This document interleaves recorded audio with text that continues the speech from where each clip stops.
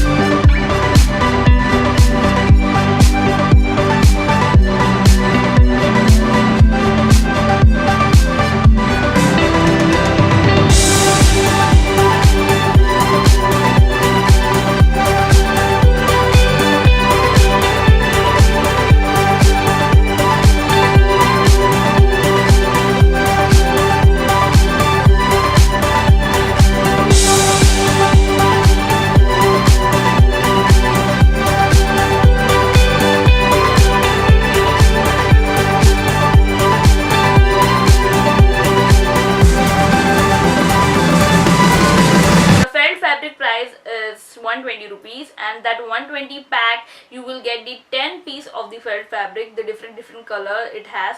So buy felt fabric and make such cute things for you, and you can give them also, or you can decorate your Christmas tree, or you can decorate your home also by the help of this. So thank you so much for watching today's video. If you like this video, then please give your thumbs up. Please share, subscribe to my channel, and please hit that bell icon to see you in the next video. Till then, bye bye, see ya, take care.